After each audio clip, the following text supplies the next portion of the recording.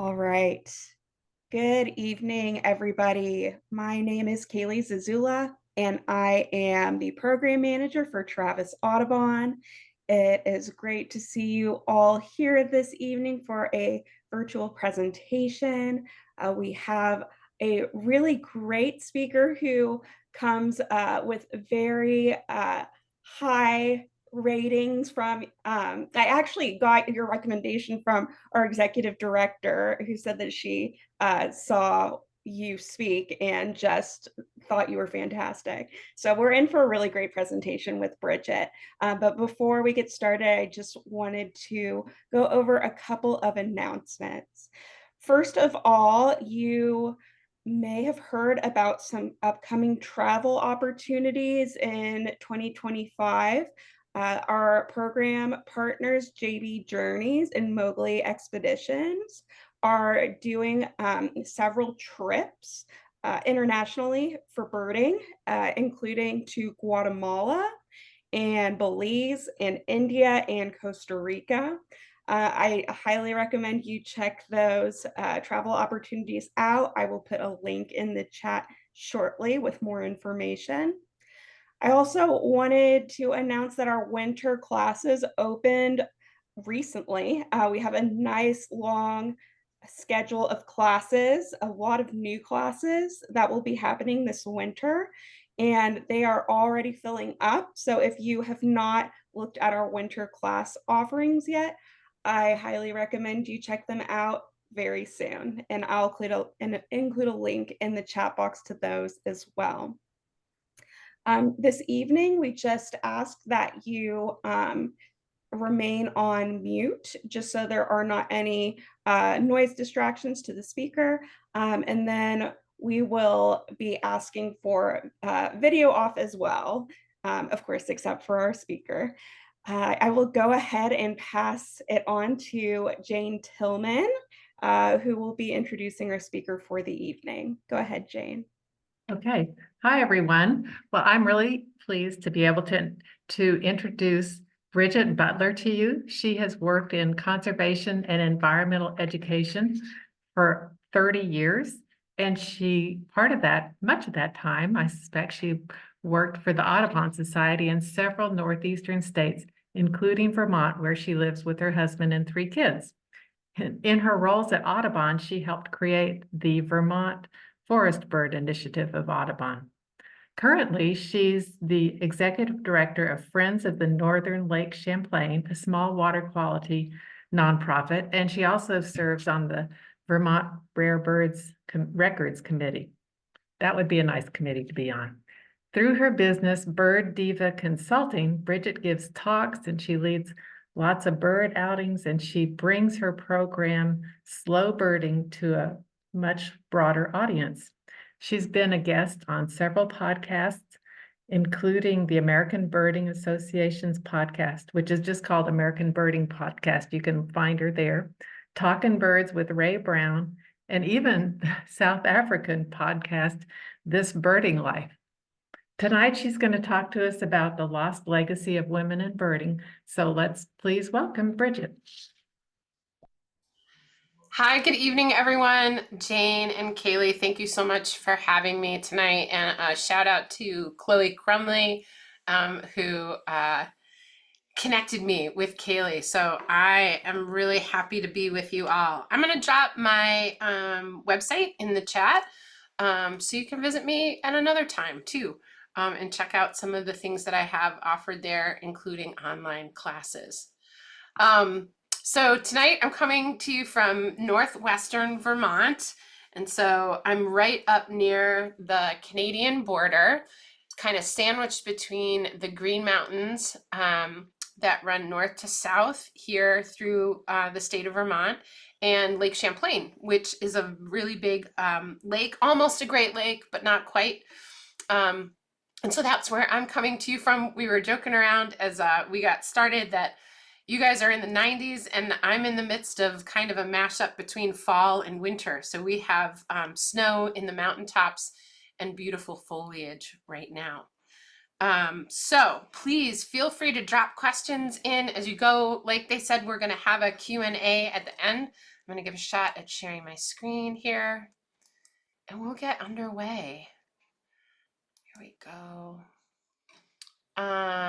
Jane or Kaylee, can you just give me a thumbs up that you guys can see that? And I know you turned your, there we go. Okay, awesome sauce, great. And I need to get one more thing open here so I can see my notes, and then we'll be off and running. Super. So tonight, I'm sharing with you this presentation that I get really invigorated by every single time I give it, and it really sets me on my way for whatever my next experiences with birds are. So this is called The Lost Legacy of Women in Ornithology. I call it Birding Herstory. And this presentation represents a multiple year journey for me. Through the development of my slow birding programs, which some of you may have been a part of, I've really begun to tease apart what I love about birding and then the other things that don't really work for me. And so part of one of the things that I did was to look back through history and through time to try to figure out what it was that wasn't sitting right for me. So looking at the herstory of birding and ornithology has been really freeing and validating for me. And it's really helped me understand why mainstream or traditional birding hasn't always been satisfying. I really needed to find other people who birded like me, and I began to ask why I didn't have a lot of female role models in birding, and even more evident why I didn't see women represented in the larger birding community. There's no way I can fit everything in that I want to share. I guess I'll have to save it for a book at some point. So tonight is kind of a summary of what I discovered and what I started researching when I started to look at that intersection between women and birding. So here's kind of what we'll talk about tonight. We're going to talk about the difference between birding and bird watching and whether or not some of you feel like there's a difference or not. We'll talk about gender and birding and talk a little bit about where are all the women in birding. We'll talk about the mothers of ornithology. This is my favorite part when we get to kind of discuss some of the women whose stories have been lost over time. And then we'll wrap up by talking about why does this even matter and a little bit about the science of female birds right now. All right, I want to try to get one more thing. Most of my presentations are interactive. So I'm gonna grab the chat box just so I can have it open because I'm gonna ask you guys to participate through the chat every once in a while. All right. So we'll start right away with this first topic, birding or bird watching. So in the chat box, I want you to put whether or not you consider yourself a birder, a bird watcher, or something else. Which do you feel like suits you the best? Which group do you belong to? Whether you like it or not, there's all kinds of different stereotypes out there about birding, right? I've represented the two most distinctive types in these images. Awesome, I see all your responses coming in, good. And so typically how some people tend to think about the difference between birder and bird watcher is kind of by these two little groups, right? The birder tends to be more compulsive, maybe list driven. The group tends to be a little bit disproportionately male, whereas there are some folks who, when they hear bird watcher, they think about a person who enjoys birds in the yard or birds in the garden or the nearby park, and maybe it's the little old lady who likes to feed pigeons.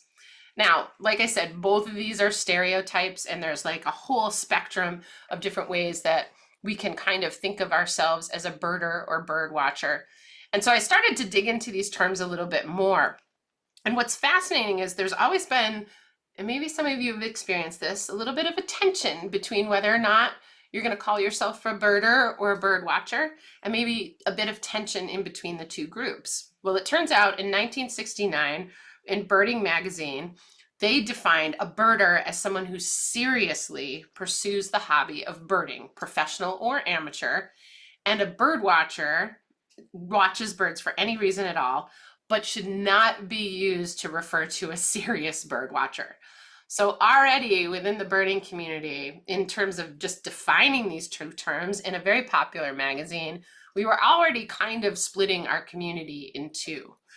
If we look even further back at how these terms came to be, we can find that there was a different way of thinking about birding, which was used in Shakespeare in The Merry Wives of Windsor in 1602.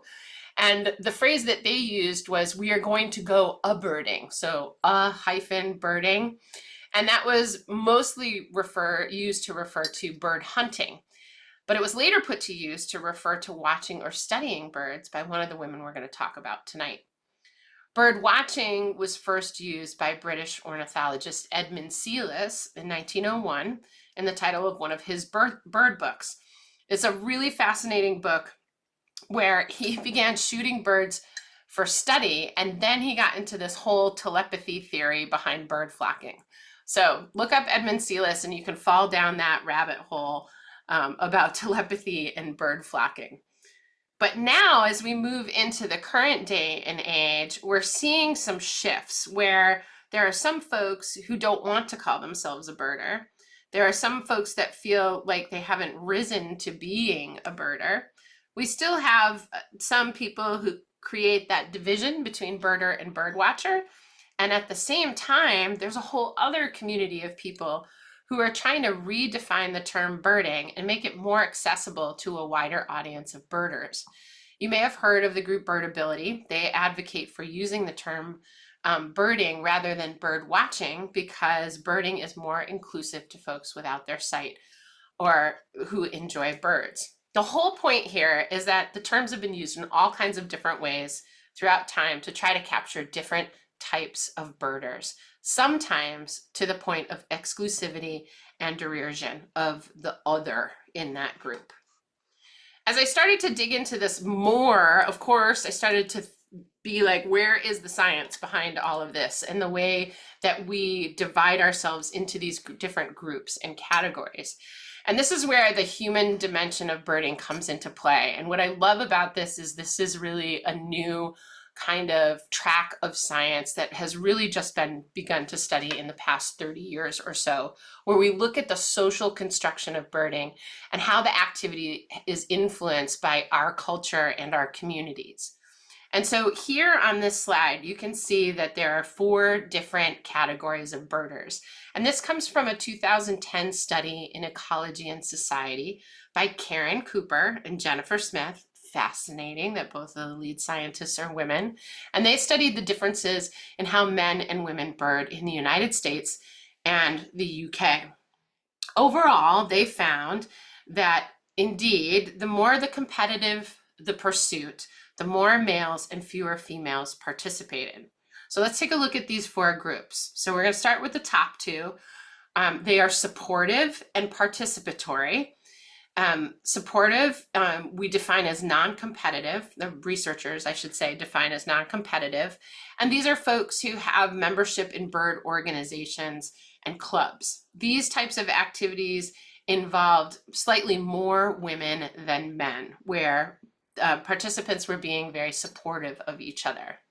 The second group, participatory, these are activities with little competition, such as community science projects, and they found that these types of activities had up to 70% women in them.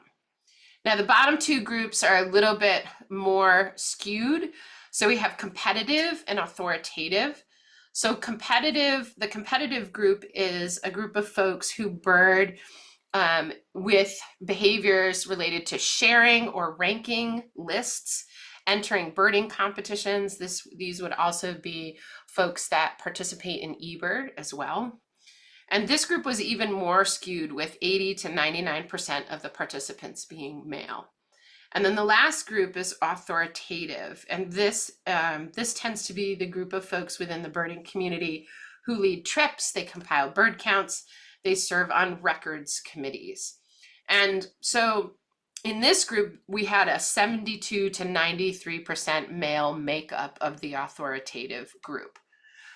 Cooper and Smith also noted that across many careers and hobbies, men prefer competition more than women, and they tend to be more confident, at times actually ranking their ability higher than it was, whereas women tend to show less confidence and rank their ability lower than it actually is. It's really kind of fascinating.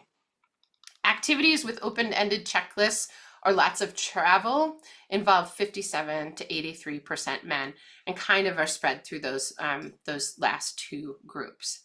So it's really kind of fascinating here to think about how gender, or how the way we identify, may influence our birding. And so that was the next question I started to ask was, is birding really gendered? And if we look at research that shows how gender influences birding, we find two major themes. And these come from the papers, The Gendered Nature of Serious Birdwatching by Lee McMahon Scott from 2015, and the paper Gender-Based Differences in Birdwatchers' Participation and Commitment by Moore, Scott, and Moore in 2008. These were both in the Journal of Human Dimensions of Wildlife. And so here we find that serious word popping up again. And so what these papers showed was that both males and females show high level of commitment to birdwatching and seriousness, which is measured by perseverance, effort, identity, and social connection. And both males and females benefit equally. So here, this is serious is actually a measurement in this type of study where serious leisure involves those different characteristics and different displays of personal effort based on knowledge and training, and that people tend to benefit from those different types of behaviors. The second thing that these papers showed is that women and men have very different values when it comes to birding. So we saw that women have stronger moralistic values towards birds and nature, moralistic meaning an ethical concern for nature, and men show stronger utilitarian values. That means benefiting from the practical use and material exploitation of nature. And if you've ever gotten into values typology in terms of wildlife and conservation, Stephen Keller is a great read. He has a lot of different papers out there. And so these values that we see in men and women came from a study that he did in 1995. So it's really kind of fascinating as I dug deeper into these, all of these papers. Moore, in the paper in 2008, they described listing as a competitive and masculine endeavor, likened listing to a form of hunting where the game is bagged in non-lethal ways. In contrast, they noted that an ethic of care might both constrain and shape women's involvement in birdwatching. On the positive side, they noted that this ethic of care might inspire women to protect birds and lend support of conservation efforts. I'd be really curious to hear from all of you, from your knowledge and history with your Audubon chapters, how many of your founders were women?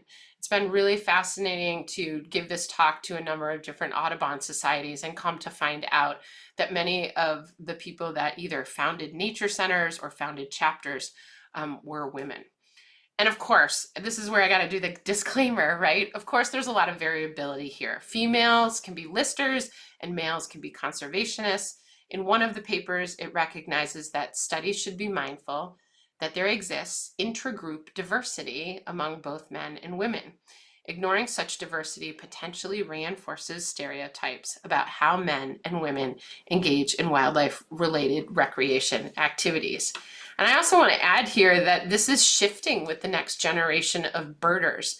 Future studies may well reveal that observed gender differences in specialization and serious leisure are greater for older participants than they are from younger ones. And I really think research is still functioning within a binary, which we know is changing in our culture right now.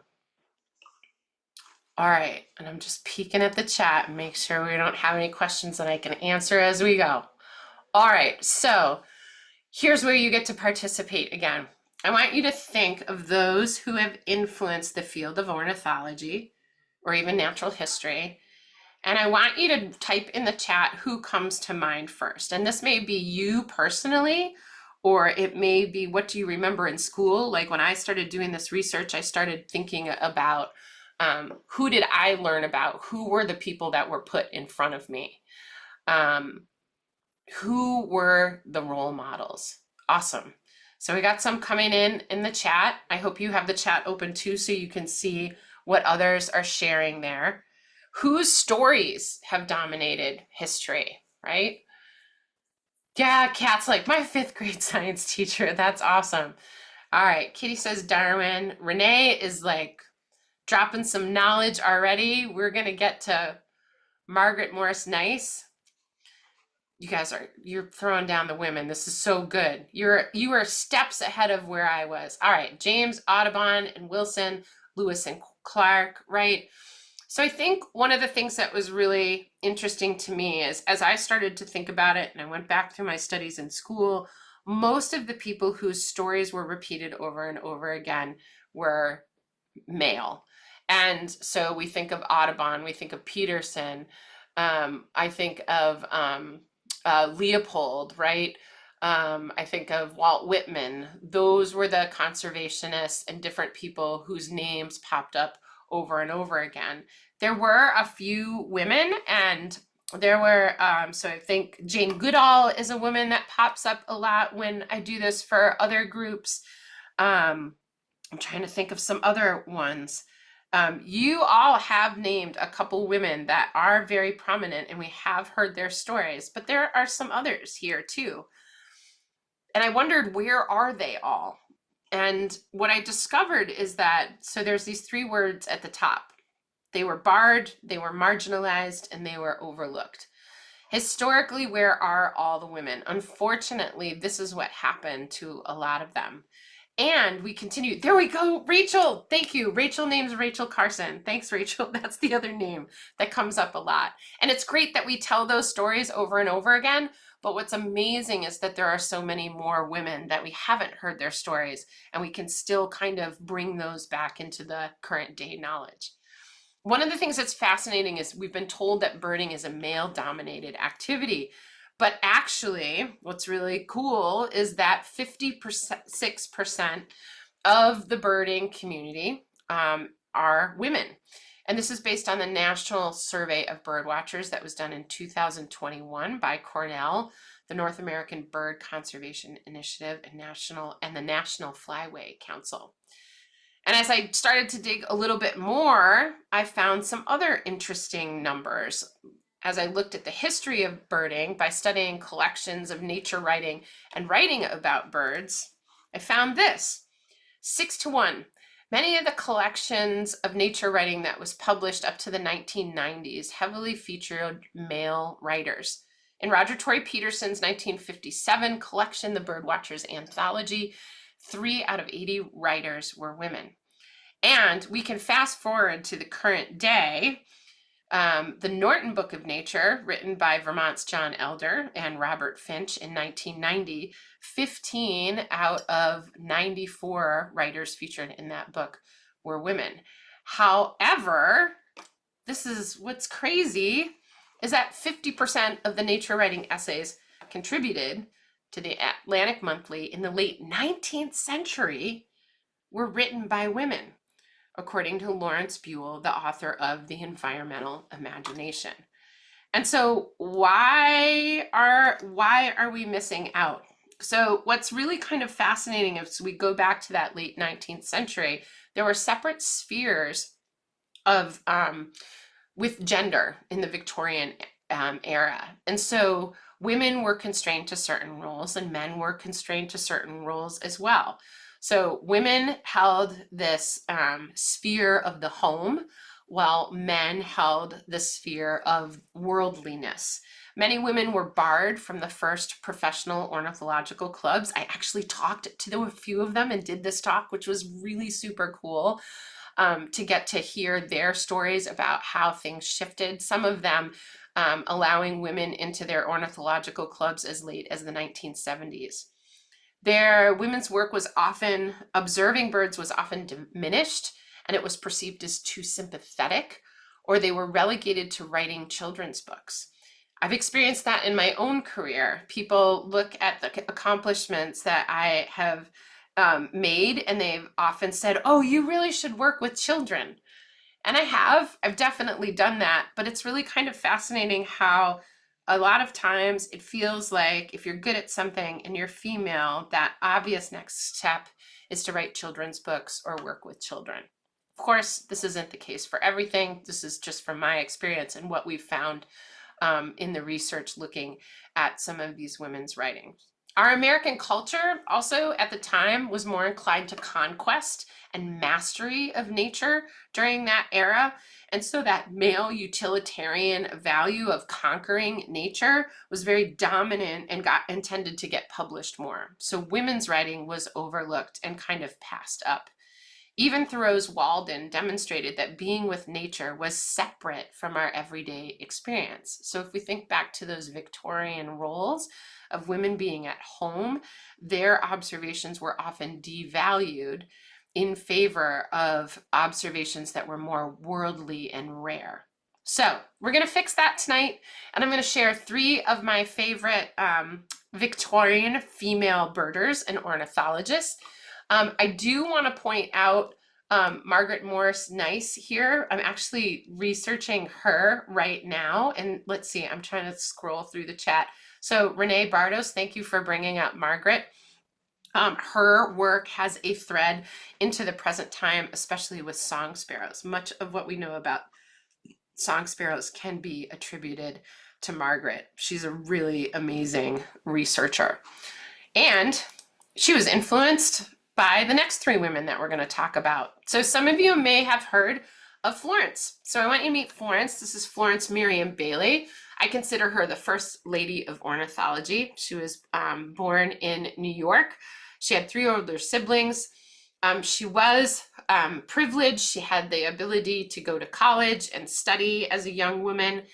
She married Vernon Bailey, who is the chief field naturalist for the USDA, and she worked with her brother, C. Hart, who was head of the USDA. She was the first woman associate member of the American Ornithologists Union, the AOU, in 1885. And she was the first woman who was elected as a fellow of the AOU later in 1929. And she was the first woman recipient of the ALU's William Brewster Memorial Award for Writing in 1931. She was also a member of the Cooper Ornithological Club, the Wilson Ornithological Club, and the National Audubon Society. She's really pretty amazing. She has some of my favorite books. And I tried to find the old covers because I just thought they were so beautiful and ornate and kind of told a story in and of themselves. And so Florence actually is the person who wrote the first field guide in the United States. It was called Birds Through an Opera Glass in 1890. It was published when she was 26, and it was a collection of articles that she had written for Audubon magazine, put out by George Grinnell. These were illustrated by Luis Agassiz Fuertes, who some say was a better illustrator than Audubon. And at the time, it combined the best scientific knowledge and the best field experience. It was narrative prose of each bird in a sense and included both behavior and nesting. This book harshly criticized collecting and shooting birds, which went against many of the others who were studying birds at that time. Okay, this next one is hysterical. I just want you to picture this.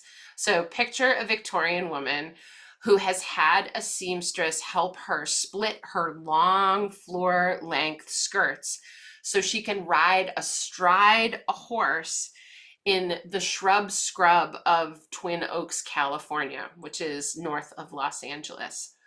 I use the sit spot method in my birding practice where I go and sit on the land for extended periods of time and allow the birds to come back in around me. And Florence not only did that from a bronco, but she tied a chair to the saddle of her horse so when she was going out calling on all these different birds that she knew about on the landscape, she could sit down for a while and just be with them and be present with them.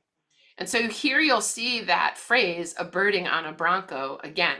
For those of you who might be horseback riders, I don't know if you've ever tried to bird on the back of a horse, but it's really, really hard. I had a friend who I begged to take me horseback riding, and I'm terrible at horseback riding. And so now try to look through binoculars doing that. It's about as bad an idea as driving and birding at the same time. One of the other books that led her to win the William Brewster Memorial Award in 1931 is Birds of New Mexico. And this is a really beautiful book. Brewster once compared her field work and writing to that of Thoreau and John Burroughs. Although he did also, at the same time, while praising her, he also put her work in a separate category. He wrote about this in the Auk in 1889. He put her in a separate category due to the fact that she observed birds rather than shooting them. And he chided her, get this, he chided her for her interest in bird songs, saying, quote, that he doubted the study of them was anything worthwhile. And for those of you who like Merlin and the sound ID, man, I think Florence definitely proved him wrong. And so have all of us as well in this time and period. So Brewster definitely kind of went back and forth between praising some of these first female ornithologists while at the same time putting them to the side and dismissing them as well. And we're going to meet another woman who felt that same way about Brewster in a moment. And she kind of clapped back at him. But first I want to share a really cool quote from A Birding on a Bronco in 1896. Florence says, the temptations that come to conscientious observers are common to humanity. And one of the subtlest is to undervalue what is at hand and overvalue the rare or the distant. Unless a bird is peculiarly interesting, it requires a definite effort to sit down and study him in your own dooryard or where he is so common as to be an everyday matter. And this is where I felt validated in how I wanted to bird. I just wanted to sit and be with the birds and study them in their day-to-day behaviors and tasks and all the things that they were doing on the landscape. Now, Florence was really good friends with Olive. So I'd like you to meet Olive. What I love about Olive Thorne Miller, aka Harriet Mann Miller, she came into the study of birding in her 50s. I'm about to celebrate my 54th birthday this weekend. And what I love about this is it's just never too late to fall in love with birds or any kind of topic and pursue it to the extent that Olive did. She was also born in upstate New York. She later moved to Ohio, Wisconsin, and Illinois. She loved reading. Again, she was she came from another privileged family. She got to go to private school as a girl. And she's the only one of the three here that was a mother of 4 children. So she did all the things, and she was a mom. I'm a mom of 3 kids. And then she became an amazing writer when it came to birds. She also advocated for the end of the millinery trade of bird feathers. And she got into it with the men who were constantly putting the women down. One of the founding members of the AOU, William Brewster, publicly chided her in the Auk for not publishing in a scientific journal. He explained her choice of a literary rather than a scientific channel of expression as being beneath the work of the larger ornithological community. And she kind of clapped back at him and she said, my greatest desire is to bring into the lives of others the delights to be found in the study of nature.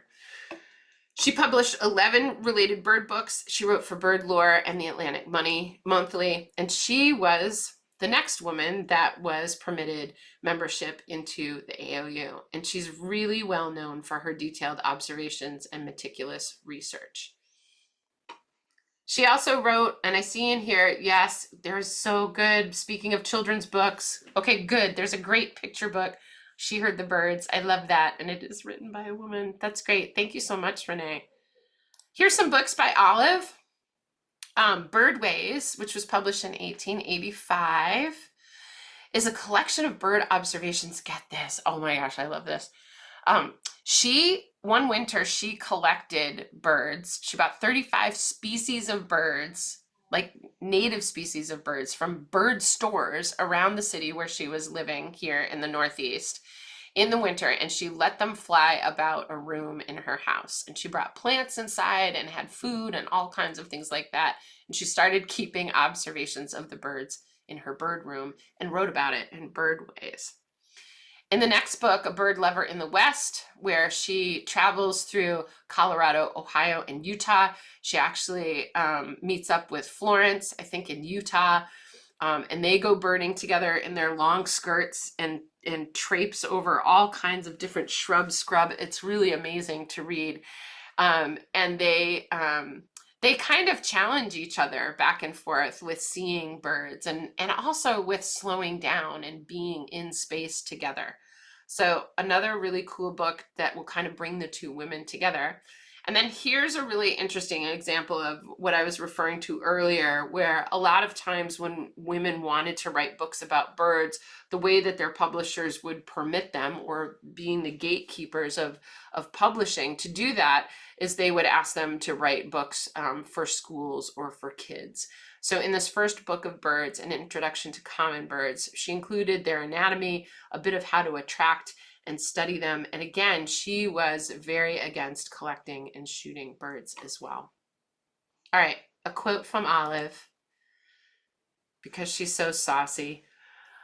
So this was another part of her public response to Brewster. And imagine this is all going back and forth in the Auk, which is a journal of the time where people wrote about their experiences with birds and kind of trash talked each other. If you ever get into researching some of the different kind of conversations of that time, looking at what has been printed in the Auk is just fascinating to me. And I think back to like when I used to write letters and how much time that takes, right? And the thought that goes into it. So she said, to me, everything is a discovery. Each bird on first sight is a new creation. His manners and habits are a revelation, as fresh and as interesting to me as though they had never been observed before. In this case, she was being criticized for not moving on to like the next latest and greatest thing. And she was making the point that there's always something new to see, even in the most common bird. This back and forth was so significant that with Brewster, that Florence Marion Bailey actually wrote about it in her obituary that she wrote when Olive passed away. Really kind of cool. And it's beautiful how these two women supported each other and elevated each other's work. Okay, and finally, okay, this woman's my favorite. Oh my gosh, if you pick up a book to read this winter, pick up something by Mabel.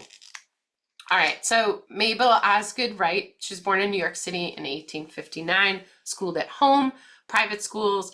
Her father was a Unitarian minister. She married James Wright and lived in Connecticut. She was a contributing editor for Bird Lore until her death in 1934, and she was the third woman that was accepted into the ALU. And she founded the oldest songbird sanctuary in the U.S. It is actually a sanctuary that is still active in Connecticut, and so you can go see the Birdcraft Nature Center in Connecticut and learn a little bit more about her if you ever are visiting the Northeast. So what's really cool about Mabel is after the original Audubon Society folded, this is the one that was pulled together by George Bird Grinnell, that Audubon Society folded after 2 years because Grinnell couldn't get enough membership together. So Mabel picked up the cause and she formed the Audubon Society of Connecticut with 12 other women in her community. And she became a founding member of the board of the National Audubon Society starting in 1905. She is considered one of the most influential women in the Audubon movement of her time. And she wrote some amazing books. Here's the cool thing about Mabel. When she began writing, she wrote under a pseudonym and she kept it secret from her husband. And it was a friend of her husband's that discovered the secret, told her husband, and then they both urged her to publish her articles in book form. So they elevated her. They didn't suppress her. And what came out of that is her husband reached out to another friend who was a publisher, and The Friendship of Nature was published. This is a really amazing and beautiful book. This book is The Friendship of Nature has been compared to Emerson in its prose, and more importantly, for Mabel's power to see the miraculous in the common. It's a really incredible book. So now it's been reprinted after 100 years, and it had been out of print for a very long time. And the new print, which was reprinted in 1999, has a new introduction that brings new life to her work and our knowledge about the author. What's fascinating about The Friendship of Nature is it went out of print and it didn't get a lot of traction, in part because the publishing world was so dominated by John Muir at that time. This is when Muir's first book, The Mountains of California, came out. And this is the classic case of being overlooked due to the culture at the time, the focus on conquest and discovery as the way that we connected with nature, and that nature was only valuable when we were bringing the new and the rare into public consciousness. Birdcraft is a field book of 200 song, game, and water birds, and this is what her sanctuary is named after in Connecticut. And then this last one I love because it has such like a male hard edge title and cover, and it was co-written with Elliott Coues, who is an ornithologist, and in 1872 published one of the first keys to North American birds. He was also a founding member of the AOU. But one of the people that saw my talk said, isn't it fascinating that there's like, they look like spears and eagles, and there's like the shield on there and the American flag colors and all of that. And then the title of it is Citizen Bird. And this really was a very beautifully written book that allowed folks to connect with birds in a very accessible way. So it was really bird life in plain English for beginners. All right, how about a quote from Mabel? All right, so Mabel says, to claim the confidence of one feathered brother, to compass his ways and learn his secrets, to fathom his traits and philosophy, to gain recognition from him, is a labor worthy of trial.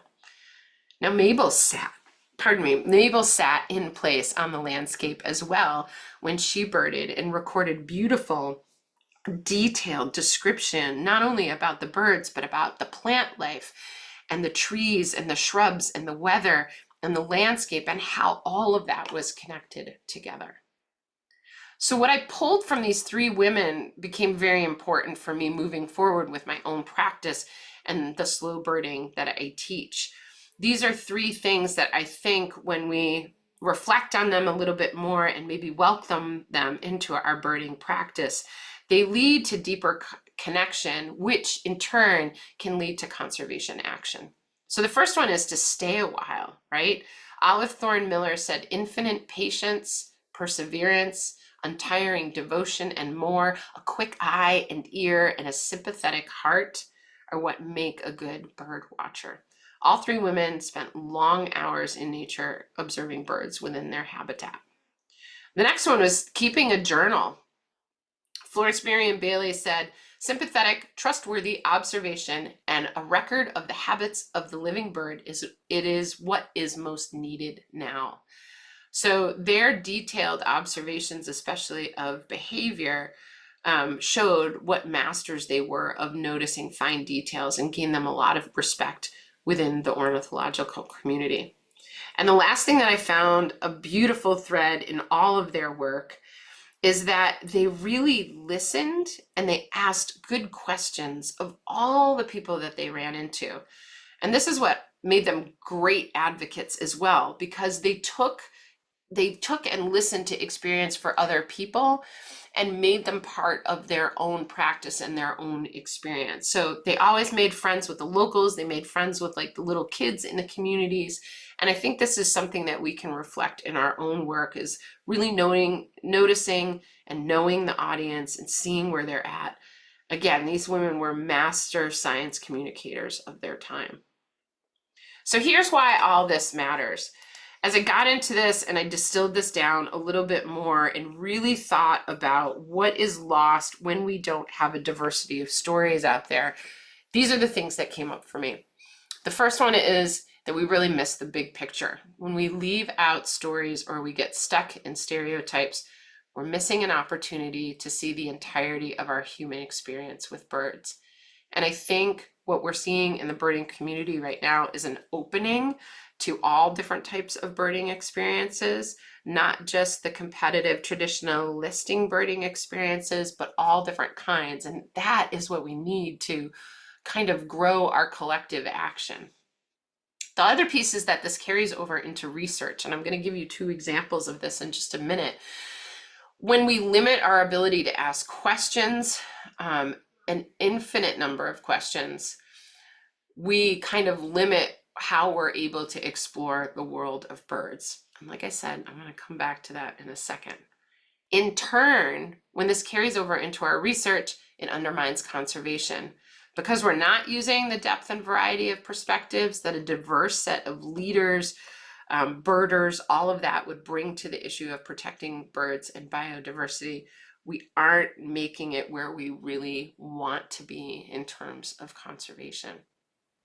All right, so here's a couple of examples of on-the-ground science right now, and I bet you could find some in your own community. These are 2 examples that come from where I live, which I was really excited about and proud of. Actually, 1 example. I think I took the other one down. Yes, I flipped this slide. Okay, so we've got 1 example that's more national, and the other one that's more local for me. So many of us, when we first started birding, we learned that only male birds sing, with a couple of exceptions. And maybe you came to know that there were a few females, but what we've discovered in the past 20 years, I wouldn't even say, well, maybe it is, maybe it's more like 10 years, is that 70% of female birds across the world sing. Not just the chip calls and alarm calls and contact calls, but actually melodic song. So in a research paper, it was done by Karen Odom in 2014. She's the one that brought into the forefront that there are many more female birds that sing than we previously thought.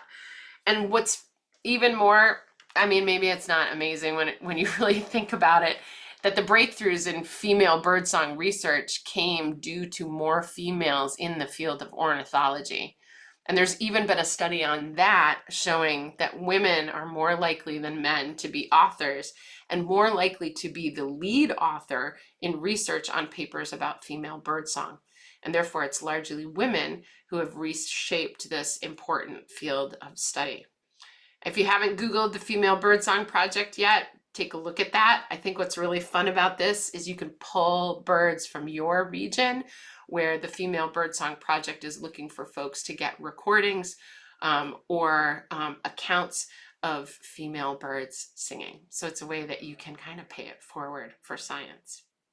From my own backyard, the backyard that goes up the mountainside here in the Green Mountains, one of the other pieces here when it comes to science is that we really need to pay attention to female birds. Otherwise, we tend to miss places that may need conservation.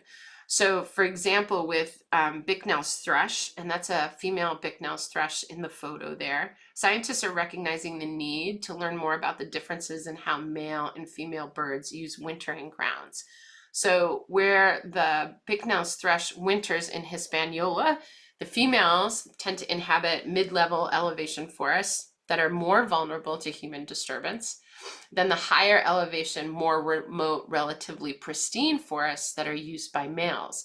And so if we're only studying males, or we don't intentionally create our protocols for study to include both males and females, there's a chance that we are missing out, and we may be missing out on the information that's going to help us protect habitat for both males and females when they segregate themselves in different habitats. All right, now I've got some tips for you going forward based on all of this. So here are some things to think about. Going forward, we're going to go back. One of the best things that we can do is bring a lot more of these stories back into the current conversation. So look back in history for women that inspire you, and BIPOC folks who were studying and writing about birds and natural history and then tell their stories. The next thing is to recognize that there are many ways to bird and be a birder. Look at how you can make birding more accessible by breaking up these stereotypes. What can we do in our outings to make them more accessible? How can we frame the way that we help beginners be introduced to different species of birds so that we are taking into all the different ways that we learn birds and connect with them? The next one is to learn female birds. Make it a goal to pay attention to and seek out female birds. Learn them by sight, investigate their vocalizations. Maybe you do a big year just for female birds. Maybe your Audubon chapter, when you have your annual bird fundraising event, you'll have a team like the Galbatrosses who just count female birds for the day and see how many female birds they get. And the last one is power. There was that piece way in the beginning of the presentation where I talked about that authoritative group of birders and how oftentimes leadership roles, we need more diversity in those roles. So seek out and ask for more women BIPOC bird guides, speakers, trip leaders, and committee and board members. And if no one's asking you as a BIPOC person or a female to participate, put yourself out there. That's what I did. That's how I got on the Vermont Birds Rare Birds Records Committee, where we review sightings every year and add to our knowledge about the species that are found here in Vermont. I advocated for myself. I didn't downplay my skills. And I've been on the committee for about 3 years now, and it's one of my favorite annual volunteer jobs to do. All right, as we wrap up tonight, I want to share a quick bird list or a book list. Book list, not bird list. And I'd be happy, Kaylee, to send you a PDF copy of this. So if folks want these books written down, they can have those easily accessible to them. So these are some of the books that I use to do the research: Bird Watching with American Women, At Home on This Earth, 2 Centuries of U.S. Women's Nature Writing, No Woman Tenderfoot, Florence Marion Bailey, Pioneer Naturalist, Woman Watching, oh my gosh, Louise de Carolyn Lawrence and the Songbirds of Pemisi Bay. Marilyn Simmons is a fabulous speaker. She just wrote this book. It came out 2 years ago. I highly recommend her as a speaker. Black Faces, White Spaces. I just saw Carolyn Finney speak here in Vermont, really inspiring about how we can make the outdoors and birding more inclusive to all. Laurette Savoy, Trace, Memory, History, Race, and the American Landscape. And this last one, I've been trying to learn a little bit more about the Indigenous people in my area, and I love this anthology of writing called Dawnland Voices.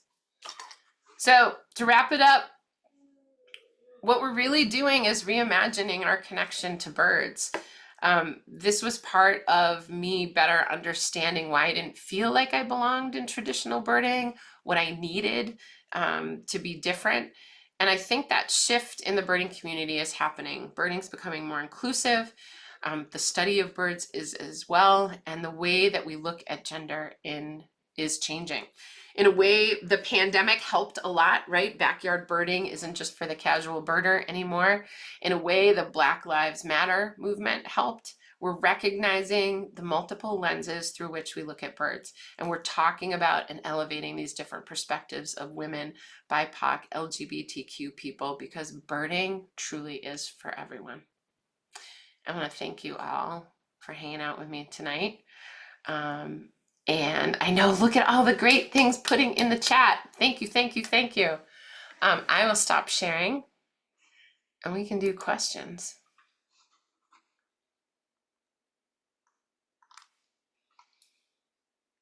Ooh, I went from nice and clear to bluery. Let's see. There, I'm back.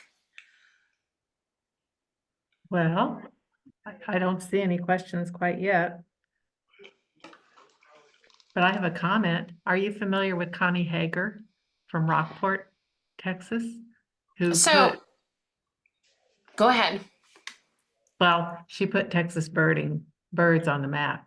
And she, all sorts of people came down to see her because they didn't believe her, but it turned out, she was getting all sorts of wonderful records that nobody knew that these birds were going to ever be here. Mm, mm. The Life History of a Texas Birdwatcher is the name of the book about her. It's excellent. That sounds lovely. Yeah. Sounds like somebody needs to, if they haven't already, there's probably somebody that's done a talk on Connie, huh? And elevated her story. I think down in Rockport they do at the Hummingbird Festival, but I don't think away from Rockport that the story is out. This is what I love about doing this presentation all over the country, and I've even done it in for folks, different birding groups in Canada as well, is that all of these stories start to come to the surface and people start to share different women or people of color, right, or LGBTQ folks who have really made an impact on birding. And yeah, and so I've done 2 other talks for Texas related Audubon chapters, and Connie comes up every single time. It's really delightful. Thanks, Jane. Mm-hmm.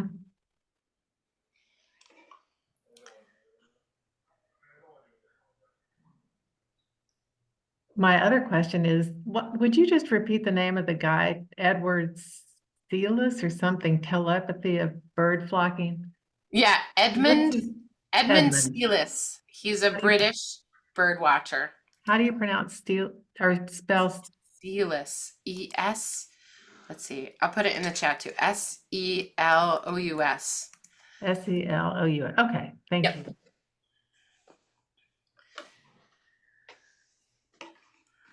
Awesome. Okay, I see one, Jane. So Oh. Sarah asks, do you have any advice who people want to get more into birding but are still developing their confidence IDing birds and are nervous about making mistakes in front of people? Okay, so yes, I do. And this is something that I have been working with different Audubon chapters on. And I train outing guides. So I'm also part of the Mindful Birding Network. If you Google that, the Mindful Birding Network, there are a bunch of us who are now organizing who bird in different ways, bring mindfulness practices into it. So one of the things that I do when I lead a slow birding outing is I ask people, I have a couple of caveats at the beginning of the outing. And so the things that I say are, the first thing that we're going to do when we find a bird is we're going to help somebody else get their binoculars on the bird before we say anything else about the bird. And that helps us all develop those skills of describing where a bird is, which is really hard, right, when it comes down to it. But if each of us masters that skill, then we can learn in community a little bit better, right? It doesn't all fall on the guide to be helping people get on the bird. The second thing I ask people to do is to notice and describe what they're noticing. I don't ask them to identify the bird. So I say, hold off, even if you know who it is, just hold off on saying who it is. And I want you to describe. So what's great about that is that lowers the bar. Not everybody can identify, but everybody can describe and notice things. And we can model this by saying, I see a small bird about the size of a sparrow. It's flicking its tail and it has a yellow head and a black bib across its chest. Okay. And I haven't even said the name of the bird yet, right? So that helps the beginner and it takes the pressure off of the beginner from the actual name of the bird. Now it's a human thing. We want to name the bird. We want to get at the name because that makes us comfortable. Our brain is working in that way. But if we can work on describing rather than identifying, and then we get to the identification piece, we've already added some layers. We've welcomed the beginners in because they feel like they can be successful. And then what I'll do is I'll say, does anybody know this bird? And someone will be like, well, I think this is so-and-so, right? I think this is a Wilson's warbler. I think this is black-capped chickadee. And that way, the group is sharing knowledge together rather than it just being one person And then we get the name to connect with the bird after we've noticed certain things and features about the bird. So I would really lean into description and noticing and practicing noticing, rather than worrying about identifying first. And I like this piece. People are nervous about making mistakes in front of other people.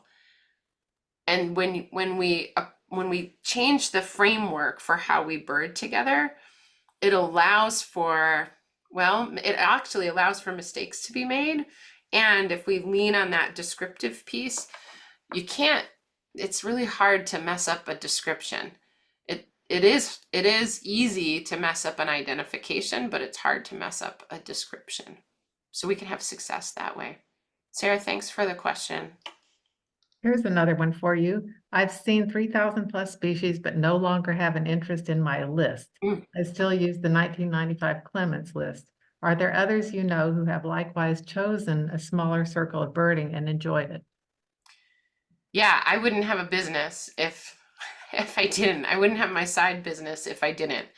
I got criticized and ridiculed in my birding circles for trying slow birding. I got teased that I was doing yoga birding and all kinds of, I don't know, people said really not nice, kind things. But what I discovered is that there were people who felt intimidated by the birding community. They felt like, Sarah said, where it's, you're nervous about making mistakes in front of people and being wrong.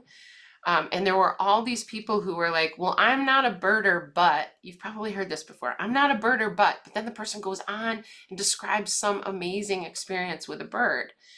And so there are folks out there that want to bird in different ways, want to have the freedom to discover different modes of birding. Yeah, everybody wants to belong, right? We all want to belong, and birds draw us in. And so the more that we can open this up, the better.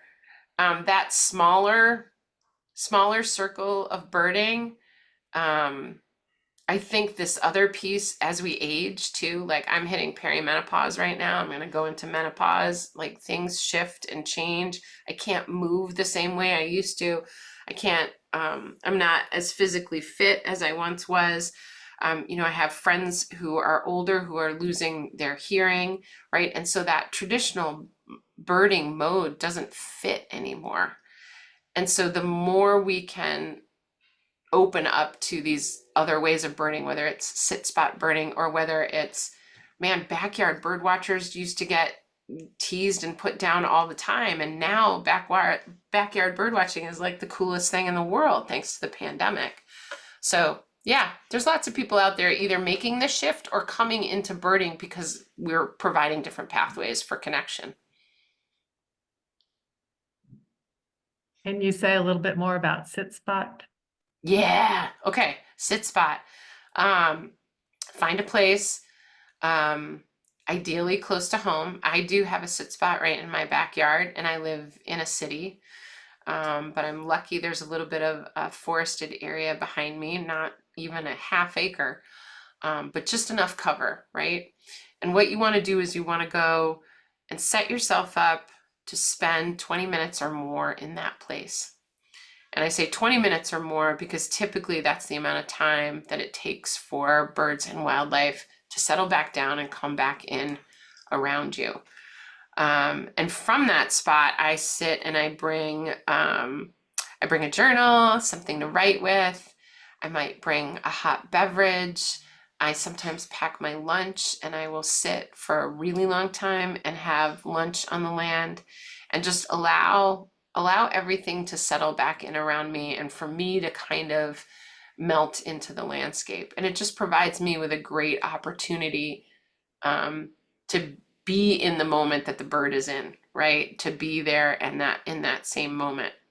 Now, the key here is to go back over and over again to that same spot so you can experience that place at different times of day, in different seasons, in different weather, all of that. I have a couple of satellite sit spots that I really like to go to that are short drives on wildlife management areas or public lands.